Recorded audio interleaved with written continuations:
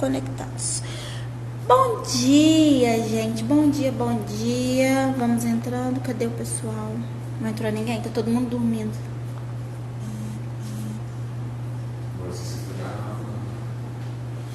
Cinco conectados. Ó, a gente já tá online, hein, Matheus?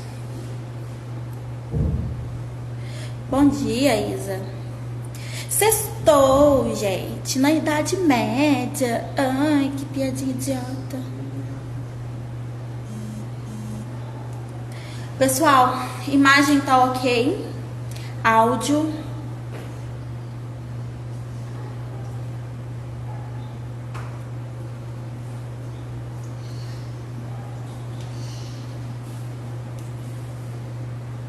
Bom dia, Vinícius.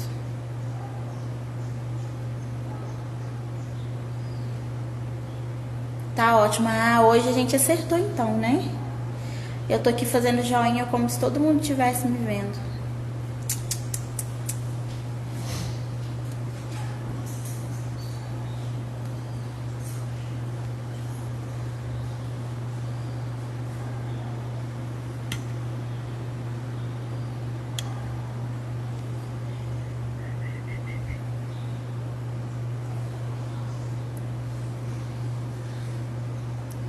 Acordei, Isa, acordei bem. Assim, na verdade, eu acordei com uma bicuda na cara da Helena, mas tá tudo certo, entendeu?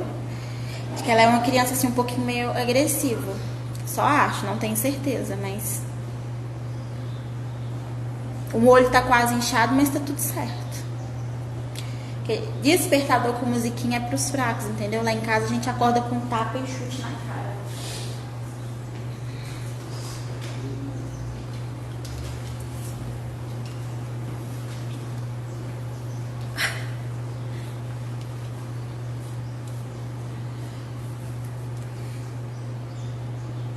Ó, 34. Vamos esperar chegar nos 40 pra gente poder iniciar, tá?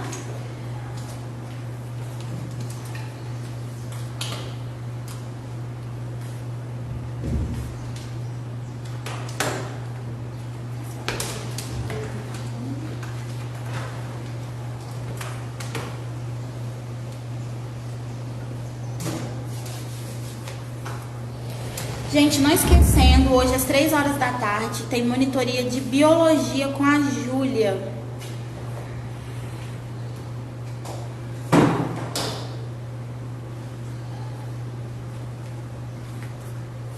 Pois é.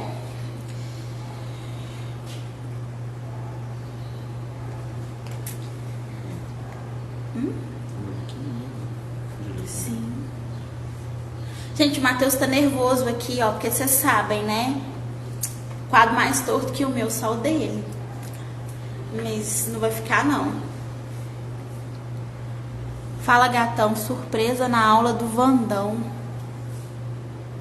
Agora eu não sei se o Ricardo tá chamando algum aluno de gatão ou se é você, Matheus. Fala, Ricardo, bom dia. Vai lá, aparece lá na frente, vai. 45, vai lá, Matheus, vai, Matheus. E aí, pessoal, bom dia. Tudo bom? Gente, Seus o Matheus tá lindos. tímido, a carinha dele, ó. Espero que vocês estejam bem, curtindo a quarentena. A gente vai continuar então as aulas de História Geral, tá? E aí, hoje a gente vai falar sobre a Idade Média. Mas antes de começar, eu queria só orientar o seguinte: como que a gente vai continuar então essa frente de História Geral? Para todas as turmas, com exceção de Santo Antônio do Monte, a gente estava vendo Roma, tá? A gente estava falando sobre o Império Romano. Algumas turmas estavam já no período da República, outras turmas estavam no período do Império. E aí, o que eu fiz? Para terminar essa parte de Roma, né, eu gravei uma aula e eu vou subir essa aula para o site, tá? Então eu vou colocar lá o roteiro e vou colocar os áudios da aula, os exercícios, tudo explicadinho. E aí vocês acessem o site, eu vou subir isso hoje.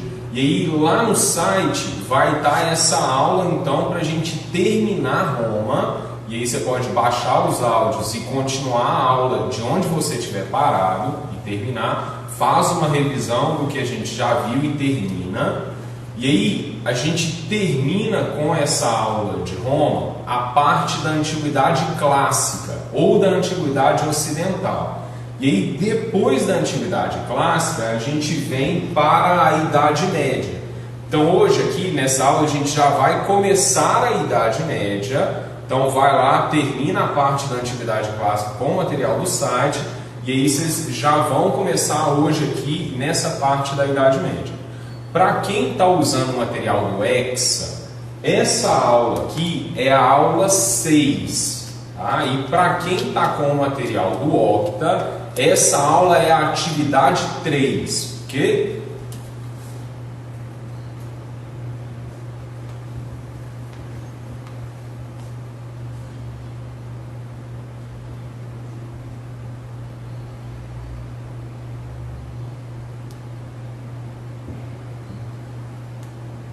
Então pode acompanhar lá pela apostila, mas o melhor, no caso aqui da aula agora, é acompanhar pelo roteiro. Então eu enviei para vocês 2 roteiros, a parte 1 e a parte 2, e aí esses roteiros já tem aí as indicações, o resumo básico dessa aula que a gente vai ver hoje.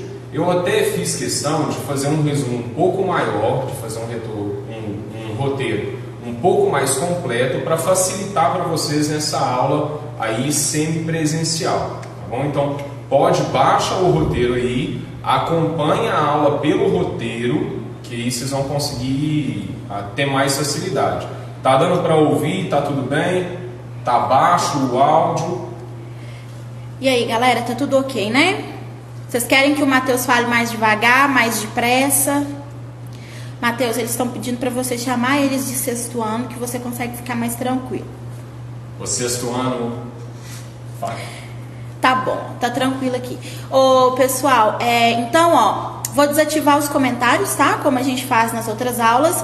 E o Matheus, terminando as etapas do quadro, a gente abre novamente para vocês mandarem perguntas, tá? Haja normalmente. Ó, vamos começar então, pessoal. Sobre a Idade Média, a primeira coisa que a gente tem que ter noção é que esse é um período que vai do século V até o século XV, tá? Portanto, são 1000 anos, e aí a gente começa sempre tentando entender o porquê que esse período é chamado Idade Média, ou Idade das Trevas, ok? E a gente chama esse período de 1000 anos de Idade Média porque é um período que está no meio, que está entre a Antiguidade Clássica e a Renascença. Então ele começa assim que cai o Império Romano do Ocidente, em 476, desculpa, e a Idade Média termina em 1453 com a queda de Constantinopla. E aí, nesses 1000 anos, tá, que estão entre a Antiguidade Clássica e a Renascença, está então a Idade Média. Então é média porque está no meio, tá, entre esses dois períodos que culturalmente são muito conectados. Tá? Ou então a gente chama isso de Idade das Trevas, porque os renascentistas consideravam esse período da Idade Média um período muito obscuro, tá? Um período em que se tinha poucas informações e um período mentalmente muito marcado pelo teocentrismo, pelas superstições, pela religiosidade exacerbada, o que eram valores não muito valorizados para os renascentistas. Então, quando os renascentistas olharam para trás e viram esse período de 1000 anos, eles chamaram então esse período de Idade das Trevas, ok? Então, realmente é um período um pouco nebuloso, porque a gente não tem muitas informações sobre esse período. É um período em que a escrita não era tão praticada assim, e é um período extremamente controverso, ok? Porque as interpretações sobre os processos e os eventos nesse período, elas variam demais. Então a gente tem historiadores compreendendo de forma muito diferente esse período. Tá bom? Tá ótimo, Matheus. Ótimo. Ó, vamos lá para a introdução à Idade Média, galera. Então vamos para cá agora. Ali no roteiro, pessoal, essa anotação está um pouco mais completa, tá? Eu fiz uma live ontem fazendo uma introdução à Idade Média. Então, para quem assistiu, tá? Vocês viram que eu falei um pouco sobre essa divisão aqui da Idade Média. Para quem não assistiu, vai lá no Instagram e assiste, tá salva a live, @prof. Matheus Carvalho. E aí lá vocês vão encontrar então essa introdução mais completa, ok? Para quem está seguindo pelo roteiro, a primeira parte do roteiro, que é essa divisão aqui, esse quadro, é o mesmo quadro que eu usei que eu projetei ontem durante a live. Então eu fiquei de mandar o material para vocês. Quem já é aluno da Tutores já está então com esse material na mão. Tá? E para quem assistiu, fica tranquilo que a gente não vai repetir aquela live. Eu vou aprofundar em alguns dos elementos e aí pode ficar tranquilo que isso não vai ficar... Não é uma repetição do que eu comentei ontem, tá bem? Agora, a gente vai ver então como que a gente divide essa Idade Média, ok? E aí existem duas fases, tá? A primeira fase ela vai do século V até o século X, tá? E a segunda fase ela vai do século X até o século XV. Então são 1000 anos divididos em dois períodos de 500 anos. O primeiro período a gente chama Alta Idade Média, tá? E o segundo período, Baixa Idade Média. O que caracteriza a Alta Idade Média é o processo de formação e de auge do feudalismo. Tá? O feudalismo ele é a forma de organização política, econômica, social e cultural que vai prevalecer na Europa durante esse período da Idade Média. Então esse feudalismo ele se forma na Alta Idade Média e ele atinge para alguns historiadores também o seu ápice durante esse período. Depois, na Baixa Idade Média, a partir do século X, esse feudalismo ele começa a entrar em declínio e aí a gente tem a crise do feudalismo, o processo de desagregação do feudalismo. Então, durante 500 anos, a estrutura feudal vai se transformar em direção a levar o feudalismo para o final, ok? Então essa é a divisão clássica que a gente faz desse processo. E aí hoje a gente vai falar principalmente dessa parte aqui da Alta Idade Média, ok? Então a gente vai focar nessa parte do processo de formação e do auge do feudalismo. Normalmente a gente divide uma aula para a formação do feudalismo, esse processo que leva alguns anos, alguns séculos para acontecer. Depois, em outra aula, a gente fala do feudalismo só mesmo, e aí a gente explica as características da organização política, econômica, social, cultural do feudalismo. E em outra aula, a gente vê a Baixa Idade Média, que é esse processo de desagregação. Então, a gente vai seguir essa lógica, ok? Um primeiro momento para ver a formação, um segundo momento para ver as características do feudalismo e um terceiro momento para a gente ver como que o feudalismo se desagrega e acaba. Então vamos começar por essa parte aqui da formação. Quais são os elementos ou quais são os processos que contribuem de forma decisiva para a formação do feudalismo? O primeiro processo é a queda do Império Romano, ou melhor, a crise do Império Romano. O Império Romano ele entra em crise a partir do século III, tá? E as transformações dessa crise do Império Romano começam a preparar as condições para o surgimento do feudalismo. Então, por exemplo, lá no século III, tá? Vai acontecer uma redução da oferta de escravos, uma redução da venda de escravos no Império Romano, e isso provoca uma crise na economia, uma desorganização da mão de obra, do escravismo.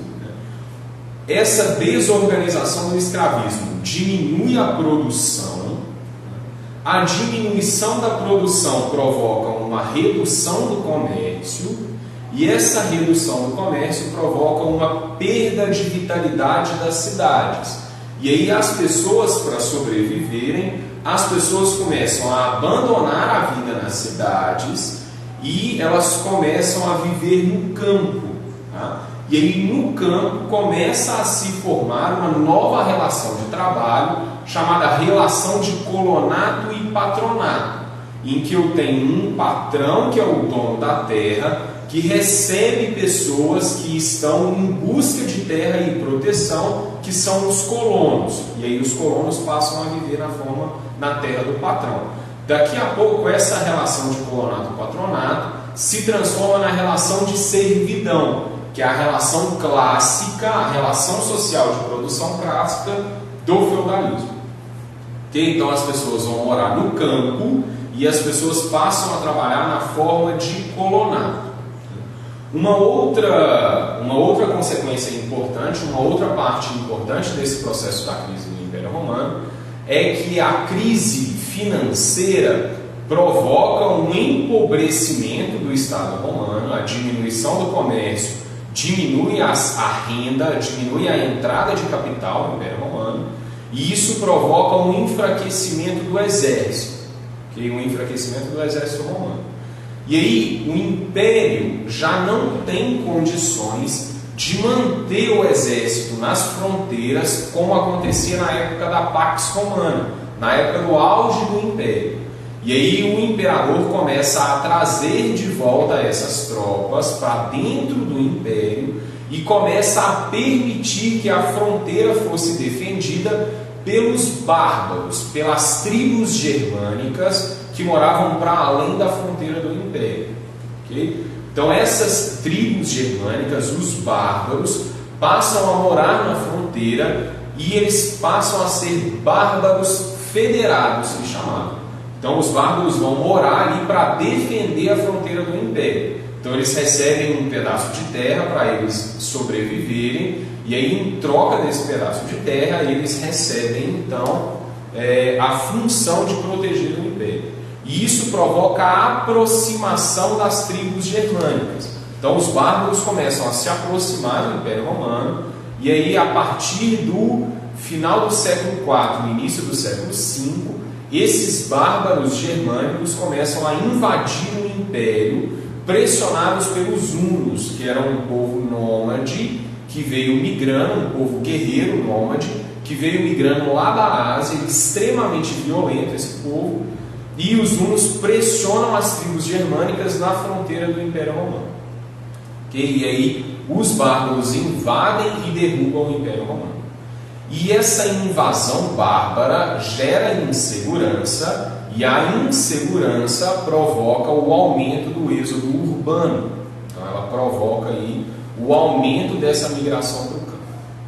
Ok? Então só recapitulando, na alta Idade Média o feudalismo se forma, e o primeiro processo que prepara as condições para o aparecimento do feudalismo é então a crise do Império Romano, a partir do século III. Okay? Porque as pessoas vão para o campo, vai se formar a relação de colonato, o comércio diminui, o Estado enfraquece, o exército se enfraquece consequentemente, e os bárbaros se aproximam do Império. Depois os bárbaros invadem o Império e a insegurança aumenta o êxodo urbano. Então esse é o primeiro processo, tá bom? O segundo processo que leva à formação do feudalismo é a organização dos reinos bárbaros, porque esses povos bárbaros germânicos, eles se apropriam do território do que era o Império Romano do Ocidente. Então, se vocês verem, vocês vão lembrar lá da aula de Império Romano, que o Império vai ser dividido no século V.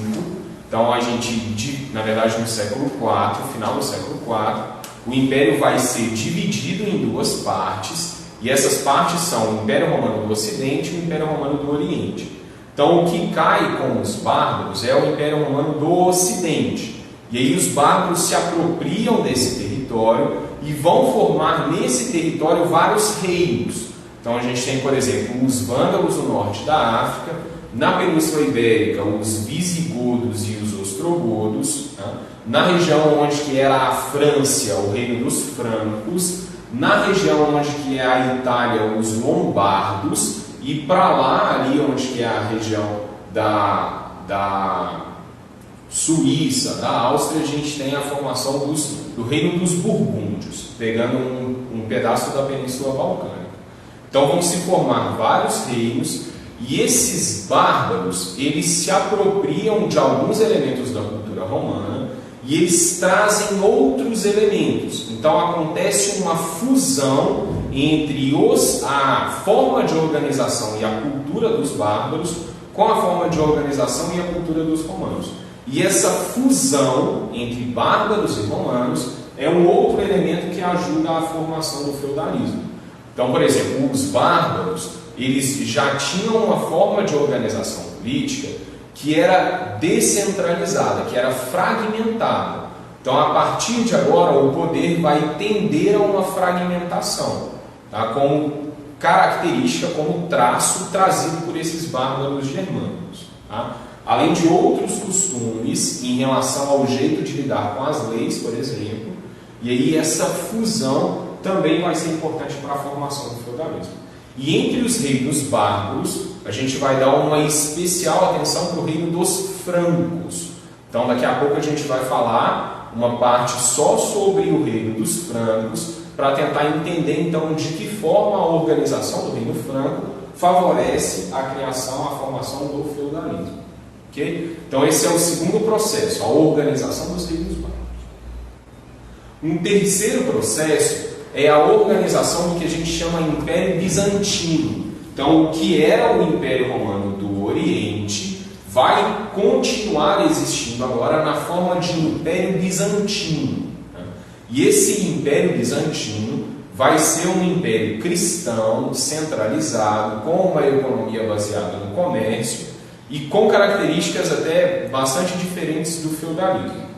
Mas no século VI, no auge desse Império Bizantino, quem governava, o imperador do Império Bizantino, era um homem chamado Justiniano, e o Justiniano tenta recuperar áreas do antigo Império Romano do Ocidente, e aí ele ataca então alguns reinos bárbaros. Então acontece uma guerra entre o Império Bizantino e alguns reinos bárbaros.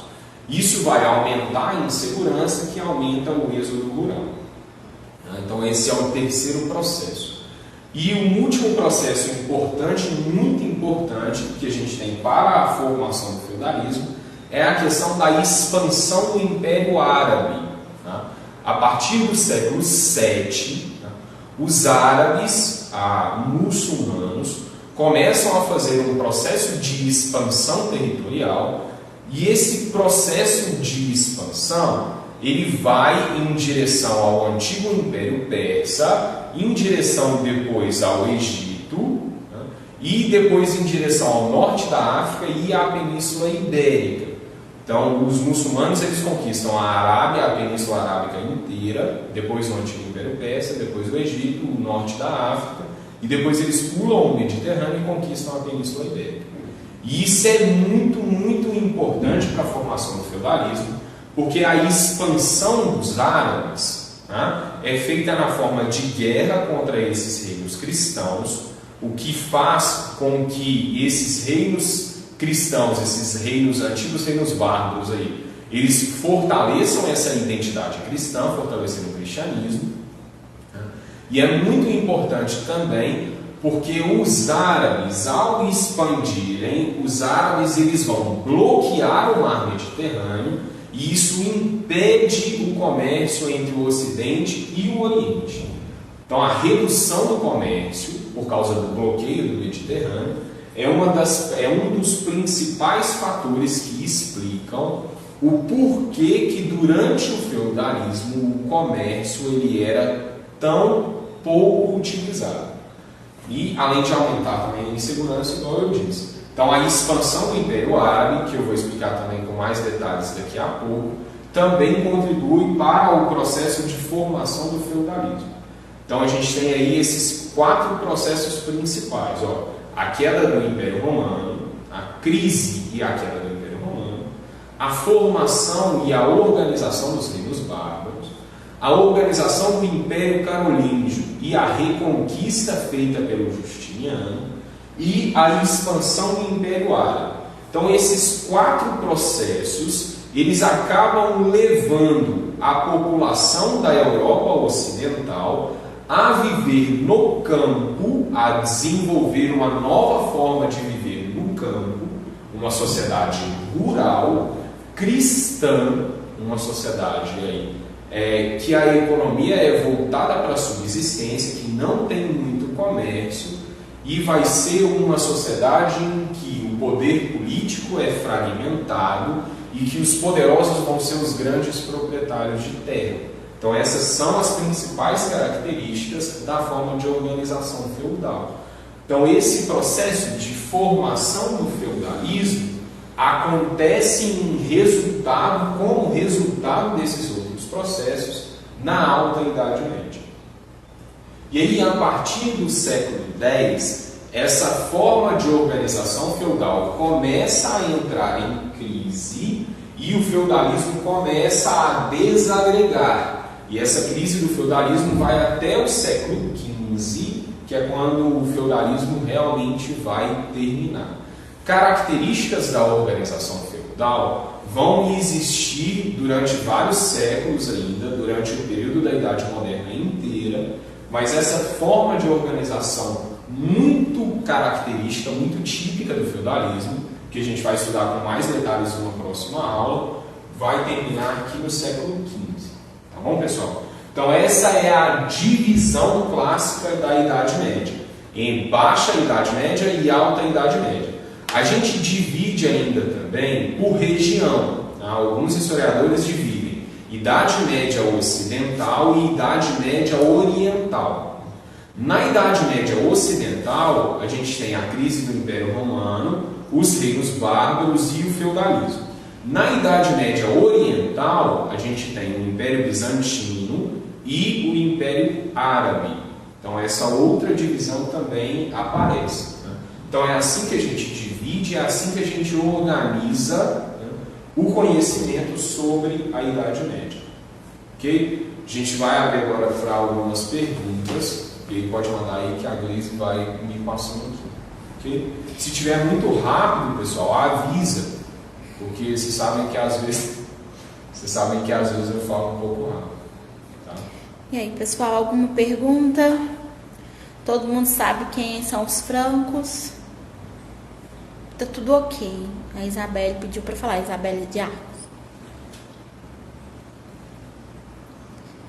Alguma pergunta, gente? Podemos seguir?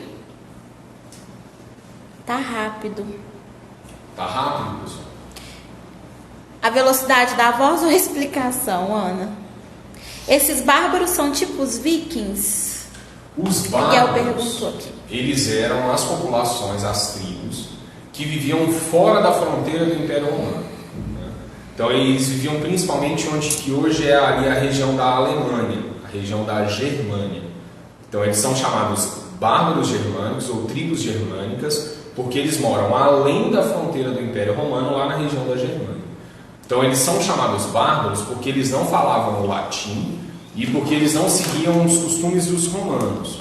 Tá? Então eles são chamados bárbaros para diferenciar esses povos dos romanos. A Isabelle pediu para você repetir de novo a questão da Idade Média Oriental e Ocidental. Ah, tá. Então, Isabelle, é o seguinte... E explicar um pouquinho só mais devagar. Tá, um pouquinho só. Gente, é difícil fazer isso com uma câmera, vocês não têm noção. Porque quando vocês estão aqui na sala, a gente consegue interagir e eu consigo receber um feedback de vocês na hora. Só com a câmera é muito difícil. Ingrato.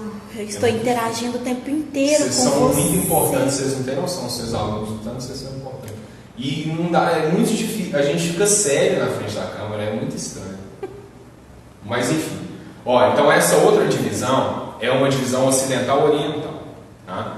Então, na parte da Idade Média Ocidental, a gente estuda lá a queda do Império Romano, a formação dos reinos bárbaros e a questão da formação do feudalismo, o feudalismo em si.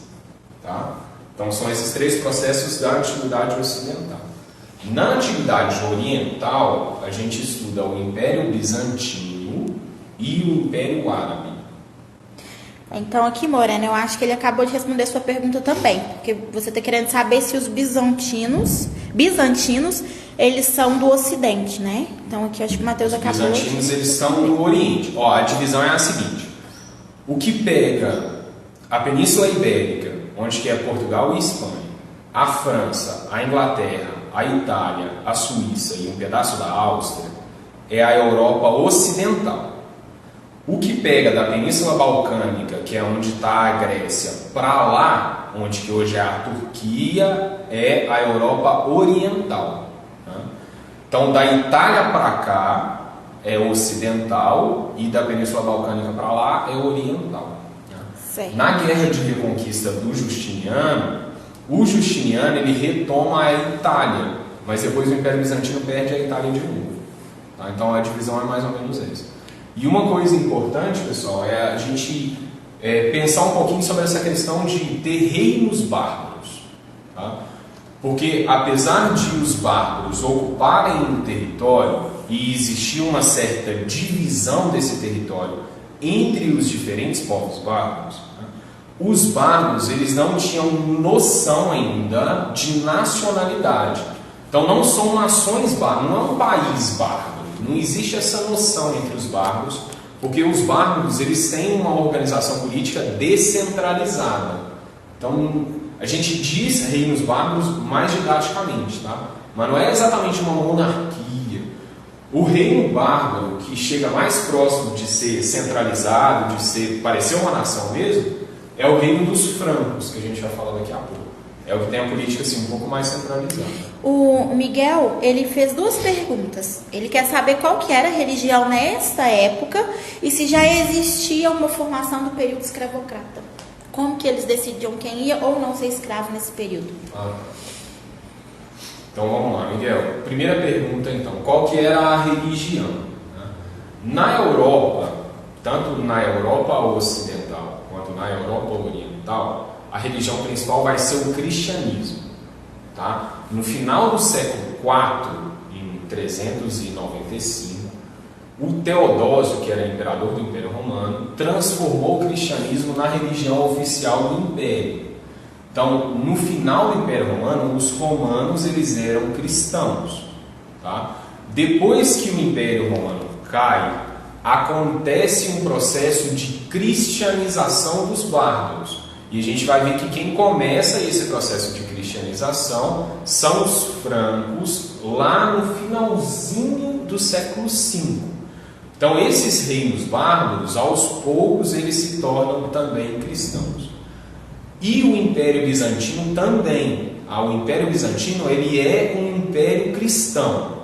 Então para os bárbaros e para os bizantinos, a religião principal é o cristianismo.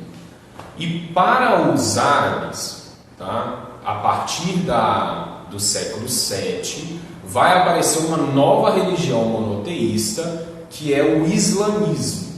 No caso dos árabes, a gente vai ver daqui a pouco mais sobre os árabes. E aí existe uma história dos árabes até o século VII, né? Que é antes do islamismo, e depois do século VII, depois que o Maomé organiza o islamismo. Então a gente tem 3 grandes religiões monoteístas. Tá? Na Europa Ocidental a gente tem o cristianismo, na Europa Oriental também é cristianismo. Aqui embaixo, tá? Na Península Arábica e onde os árabes dominarem, vai ser islamismo, e esparramado para todo lado a gente tem os judeus, que também são monoteístas. Então a gente tem o cristianismo, o judaísmo e o islamismo. Ok? Segunda pergunta, se tem escravo nessa época aqui do feudalismo? Tem escravos sim. Tá? Os escravos vão ser a menor parte da mão de obra, mas tem escravo. Como que vira escravo nessa época? Prisioneiro de guerra. Ainda vai ser dessa forma. Quem começa a vender escravos negros são os árabes. Os muçulmanos é quem começam a vender escravos negros. Mas não exatamente porque eles eram negros, tá? Mas é porque eles dominam o norte da África e o nordeste da África, o nordeste e o norte, assim. E aí existiam rotas de vendas de escravos perto do deserto do Saara.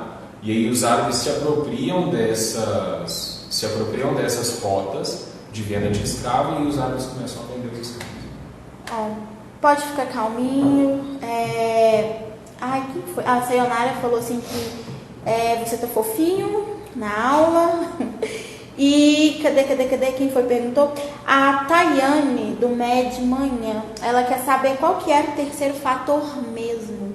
Da formação do feudalismo? Sim. Primeiro fator ou primeiro processo, a crise e a queda do Império Romano. Segundo processo, a formação dos reinos bárbaros. Terceiro processo, a organização do Império Bizantino e a luta dos bizantinos contra os bárbaros. E o quarto processo é a expansão do Império Árabe.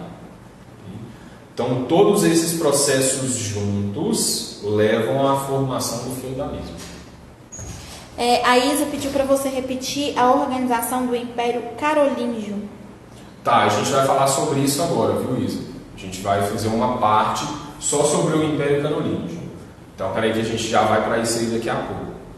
Bom, então, recapitulando. Bom, por enquanto são só essas perguntas mesmo. Pessoal, nós vamos fechar aqui novamente, tá? Vamos passar pro outro lado. Ó, estão dando até indicação de alguns filmes aqui, ó, bacana. Passa aí, pessoal. Vocês ficam mudo aí. Vamos lá. Terceira. Pega aí de novo, pra perguntar rapidinho. Eu sabe perguntar aos meninos se vocês conseguiram baixar o roteiro. Ô, gente, o Matheus quer saber se todo mundo conseguiu o roteiro. Vocês já acessaram o roteiro lá no grupo de atualidades? Todo mundo tá com ele aí, né? Sim, responde aí, por favor, pessoal. Pega o roteiro lá para facilitar vocês aí, porque aí algumas partes já estão lá no roteiro. Sim, sim, acho que eles estão, porque a Thalia até tá querendo saber em relação à questão do Reino Franco no roteiro. Eu acho que ele vai falar isoladamente aqui do Reino Franco, não vai, Matheus? Isso, a segunda parte agora, pessoal, é só do Reino dos Francos e do Império Carolíngio. E aí depois a gente vai fazer uma terceira parte, que é só sobre a expansão do Império Árabe. A Isabelle lançou um comentário aqui, que tipo, eles estão com o roteiro, mas como o Insta tá aberto, não dá pra ficar com o roteiro acompanhando, tá? Mas tá tranquilo que tá todo mundo seguindo aqui. Ana, ele vai falar do Reino Franco agora. Olha lá, ó. Tá até ali, o ponto B é o Reino dos Francos, tá? Matheus? Vamos lá, eu tô ocupado? Não, tá tranquilo. Não, pode ficar aí onde você está ótimo. Okay. Então vamos lá, acho que se eu ficar do lado de cá, acho que vai ficar mais. Então, pessoal, é o seguinte, ó, vamos ver então sobre o Reino dos Francos agora. E o Império Carolíngio, no início é o Reino dos Francos, depois vem o Império Carolíngio. Eu coloquei aqui os principais pontos, que são também os pontos que estão no roteiro, tá? Então lá no roteiro eu fiz um roteiro, igual eu falei, um pouquinho mais completo, para facilitar a vida de vocês aí, mas eu vou acompanhar por aqui, tá? A gente vai seguir tradicionalmente com um quadro escrito um pouco torto, vocês sabem que eu já me perdoei, que eu não consigo escrever reto, vocês sabem que eu já me perdoei por isso. Mas a gente vai então agora falar sobre o Reino dos Francos, que é então o principal reino dos bárbaros. Então eu comentei no início, tem no norte da África, tem o reino dos vândalos, na Península Ibérica tem os visigodos e os ostrogodos, na região da França e um pedaço do que era a Germânia, o reino dos francos, lá onde que é a Inglaterra, o reino dos saxões, na região onde que é a Itália, o reino dos lombardos, e para lá da Itália, o reino dos burgúndios. Tá? Esses são os principais reinos francos. E entre esses reinos francos, entre esses reinos bárbaros, o principal é o reino dos francos, então. Tá? Então vamos ver primeiro sobre a organização política dos francos. Isso aqui é basicamente sobre a política. Tá? Anota aí, qual que é a principal coisa que vocês têm que saber sobre a política dos francos? Que o reino franco vai ter uma organização política relativamente centralizada. Anota aí, vou esperar um pouquinho. Se tiver continuar rápido, vocês avisam. É porque vocês me conhecem, gente, eu tendo a empolgar um pouco. Senão eu vou ficar de costas. Mas anota aí então, tem uma organização política relativamente centralizada. Tem no roteiro, tá, pessoal? Por que é relativamente centralizado? Porque os francos, eles vão organizar uma monarquia, então vai ter um rei dos francos. Então existe uma centralização política. Só que essa centralização política, ela é meio frágil, assim, porque acontecem períodos em que o poder do rei diminui e o poder do rei, ele vai ser baseado, ele vai ser organizado a partir de relações de dependência com donos de terra, com guerreiros que eram proprietários de terra. Então existe um rei, mas existem guerreiros que controlam as terras, as partes desse rei. Então é centralizado porque tem um rei, mas não é tão centralizado assim, porque o poder do rei às vezes diminui e sempre vai ser dividido com os guerreiros proprietários de terra. Isso é um traço que os francos vão herdar da organização que eles tinham, da organização política que eles tinham, quando eles se organizavam em forma de tribo, tá? Quando eles eram uma tribo seminômade. Porque quando eles eram uma tribo, várias tribos na verdade seminômades, eles vão se organizar politicamente a partir do comitatus e do benefício. Então esses dois conceitos são importantes aqui para entender a organização política dos francos. Então vamos para o primeiro. O comitatus. O que é o comitatus? Então vocês vão colocar assim, que o comitatus, ele é o comitê de guerreiros. Então essa é a principal instituição política dos francos. É um comitê de guerreiros. Então, quando tinha que tomar algum tipo de decisão política, o comitê de guerreiros se reunia e quem tomava as decisões era esse comitê. Então, eles chamam lá comitatus. Então, na hora que o comitê se reunia, algumas pessoas tinham direito à fala e aí o comitê entrava num consenso sobre o que era melhor para ser feito para aquela população, para aquelas tribos. Okay? E uma coisa importante do comitatus é que não há uma noção muito forte de hierarquia entre os guerreiros. Existe pouca hierarquia entre os guerreiros. É um sistema mais igualitário, não é tão hierárquico assim. E aí, um segundo conceito para entender, para a gente poder entender essa organização política dos francos, é o conceito de benefício. Tá? E aí, o que vai ser esse benefício? É o seguinte: o fortalecimento político de um indivíduo numa tribo franca dependia da qualidade dele como guerreiro. Ou seja, quanto melhor guerreiro o indivíduo fosse, mais privilégio, mais status, mais poder ele ia ter. Tá? Então, quanto melhor guerreiro o indivíduo fosse, mais poderoso no comitatus ele seria. E aí, quando a gente tem um grande guerreiro que se destaca no comitatus, esse grande guerreiro, ele tendia a conquistar várias terras, porque ele é um grande guerreiro. Então ele sai fazendo guerra e ele conquista várias terras. E essas terras eram oferecidas para outros guerreiros em troca de aliança militar. Então o benefício, ele é o seguinte, ele é uma relação que é estabelecida da seguinte forma. Uma das partes recebe um pouco de terra em troca de apoio militar. É o que vai dar origem à relação de suzerania e vassalagem.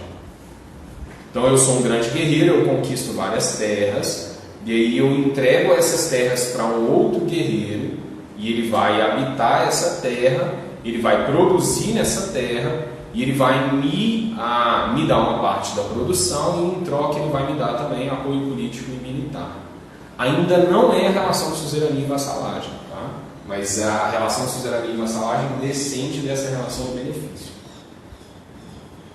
A igreja também vai fazer muita relação de benefício, porque a igreja tinha muita terra, e aí a igreja deixa as pessoas, os nobres, os guerreiros morarem nessa terra da igreja, e eles vão produzir lá e pagar uma parte para a igreja.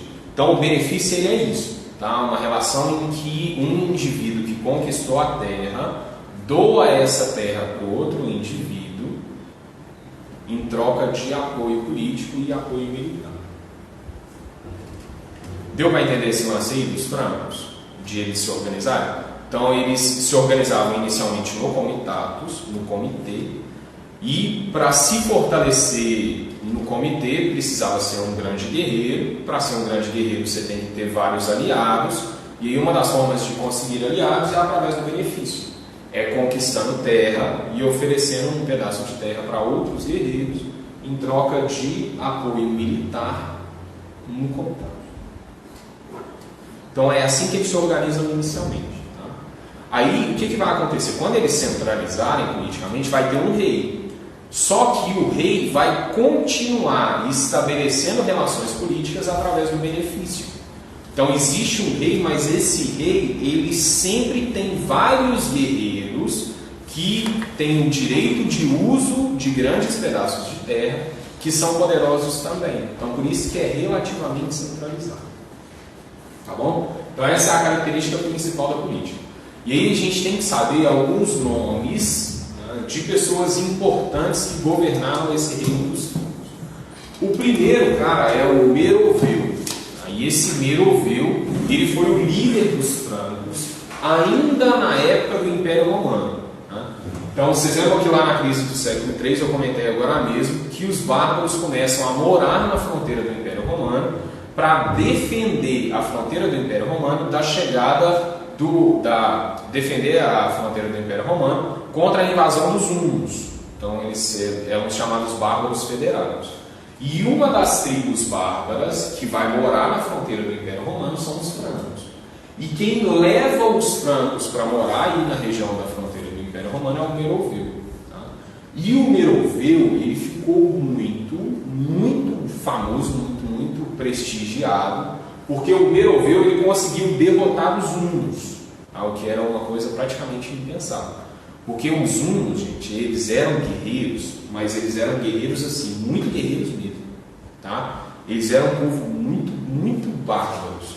Eles dormiam em cima dos cavalos, eles comiam carne crua, eles andavam só em cima dos cavalos, andavam com uns negócio de pano assim, amarrado assim, tudo esfarrapado. Eles são piores que os vikings.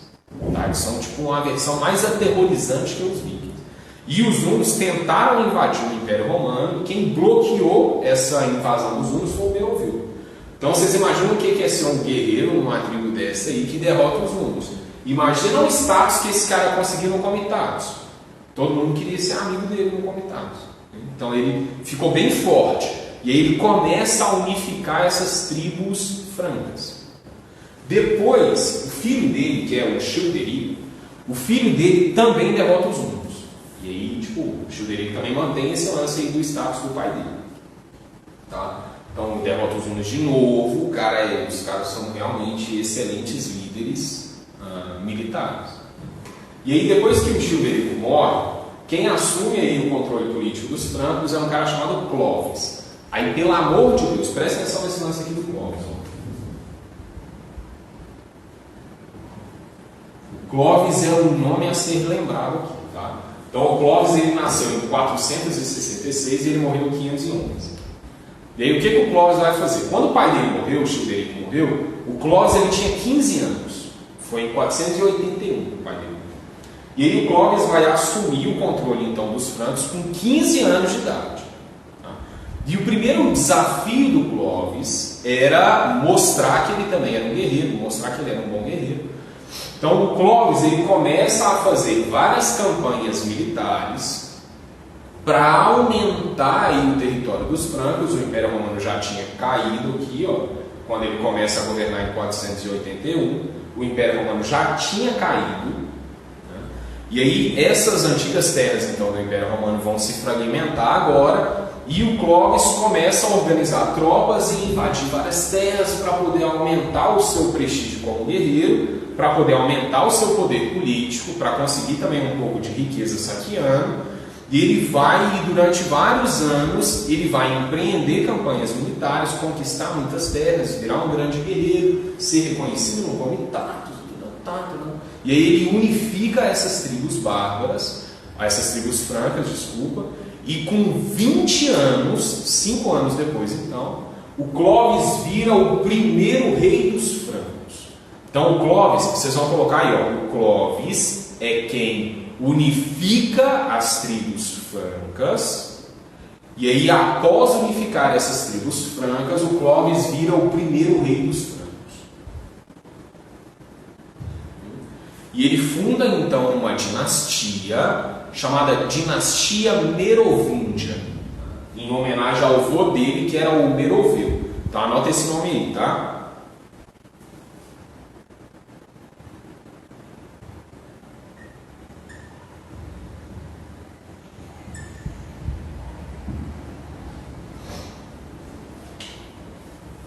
Então é a Dinastia Merovingia, o descendente dos Merovingios. É a primeira dinastia dos francos. E foi criada aí pelo Clovis. Então ele vai ser o primeiro rei. Unifica politicamente o reino dos francos. Ok? E ele faz isso com 20 anos. Então 486. E aí, o Clovis, ele vai continuar fazendo várias guerras, ele vai conquistar um monte de território, ele vai expandir muito o reino dos francos, ele fica realmente um cara muito poderoso, ele faz muitas alianças militares através do benefício, então ele vira um grande líder político e militar nessa região após a queda do Império Romano. Tá? E, quando o Clovis tinha 30 anos, ele foi fazer uma guerra contra um outro povo que tinha lá perto, que eram os alamanos, e o Clovis ficou com medo desses alamanos, um pouco de medo, assim, um medinho desses alamanos. E o Clovis, ele era casado com uma mulher chamada Clotilde. O amorzinho da vida dele era a Clotilde, e a Clotilde, ela era cristã. A Clotilde já era, assim, uma discípula do J.C. Obuso, que a gente fala dele sempre. E aí a Clotilde era cristã, e a Clotilde queria muito que o Clovis se tornasse cristão também, porque o Clovis ele era pagão, tipo aqueles caras dos paganistas fazem as macumbarias lá dos negócios da natureza. Então ele era pagão, politeísta, religião doida lá dos maus. E aí ela queria que ele se tornasse cristão também. E aí ele fez uma promessa para Clotilde, que ele ia fazer a guerra contra os alamanos, e que se ele vencesse os alamanos, ele se converteria ao cristianismo. Então ele prometeu para ela, para Clopô, que se ele fosse lá e conseguisse enfiar a faca na barriga dos alamanos, ele se converteria ao cristianismo. E aí ele foi, fez a guerra, mandou bem, matou todo mundo. E aí quando ele voltou, a Clotilde estava rezando lá com o joelho no chão, o pai, e aí ele prometeu para Clotilde e cumpriu. E aí com 30 anos ele se converte então ao cristianismo. E o Clovis vai ser o primeiro grande líder bárbaro convertido ao cristianismo. E quando ele converteu, ele foi batizado, e junto ele batizou mais outros 3.000 guerreiros. Então esse é o início do processo de cristianização dos bárbaros. É muito importante assim, muito, mas muito importante mesmo. Tá? Então vou até anotar aqui, ó. Virou cristão.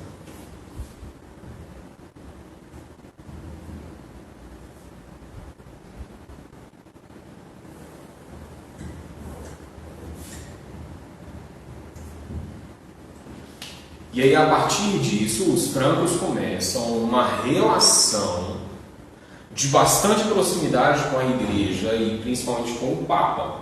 O Clovis era brother do Papa. E aí o Clovis ele começa a conquistar um monte de terra e doar essas terras para a igreja.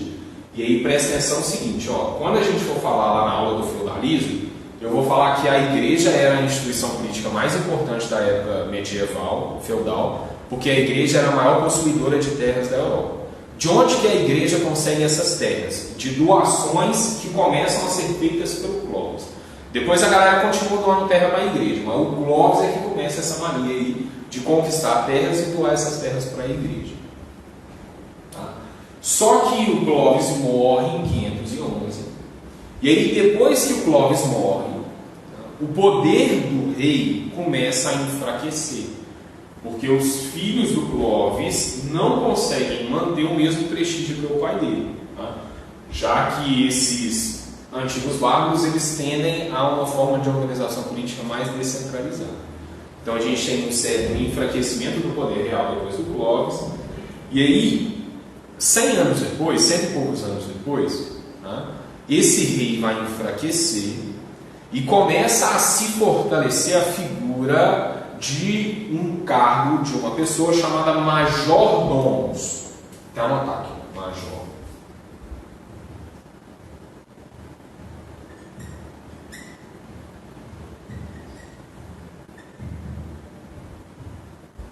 Então, à medida que o poder real vai diminuindo, né, a figura do major-domus começa a se fortalecer.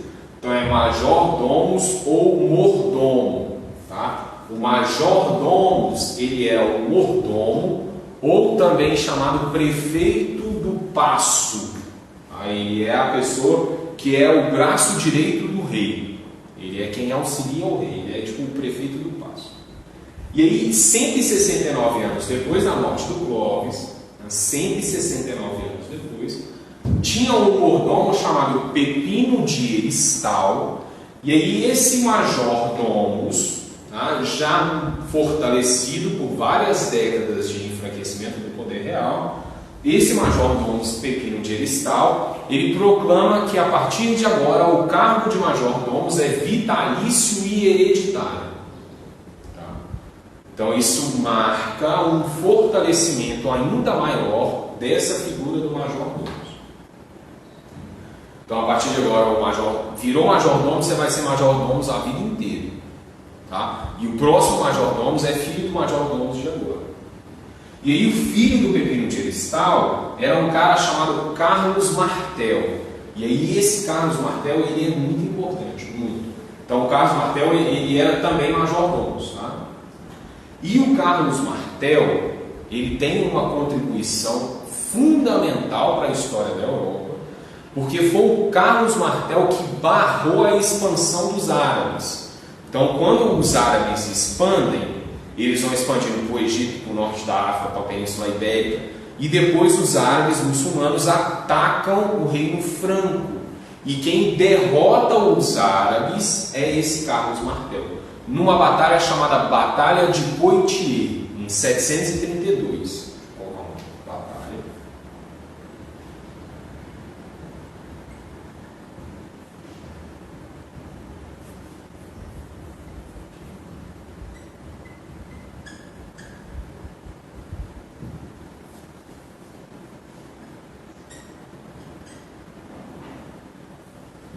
Então, Batalha de Poitiers, em 732. Então, quem impede a islamização da Europa é esse Carlos Martel. Então, a partir daí, os árabes não vão expandir mais na Europa. Os árabes vão ficar só com a Península Ibérica e um pedacinho ali do início do Reino dos Francos. Eles não vão passar da Península Ibérica para lá por causa desse Carlos Martel que derrota eles na Batalha de Poitiers. Então, isso fortalece ainda mais a figura do major-domus. E aí, a essa altura, o major-domus já tinha mais aliados políticos que o próprio rei. E aí, o filho do Carlos Martel era um cara chamado Pepino o Breve. Tá? Então, é Pepino em homenagem ao avô, que é o Pepino de Heristal, e é o Breve porque ele era baixinho assim. Ó. Então, para não chamar ele de baixo, de anão, qualquer coisa assim, ele era chamado o Breve. Então ele é breve porque ele não é longo assim, grandão. E aí o Pepino Breve, muito fortalecido por causa da figura do pai, o Pepino Breve então vira rei dos francos. Ele derruba o último rei da dinastia dos Merovingios, que é o Childerico III, e o Pepino Breve vira o rei dos francos. E aí começa uma nova dinastia chamada Dinastia Carolíngia, em homenagem ao pai, que é o Carlos Martel. Então essa é a segunda dinastia dos francos, tá?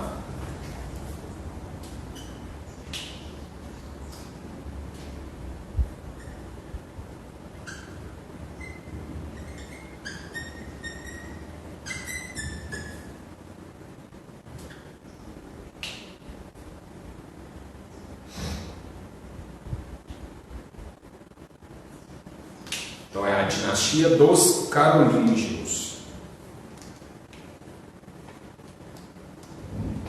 Ou dinastia carolíngia. Anota esse nome aí. Porque essa vai ser uma das dinastias mais poderosas da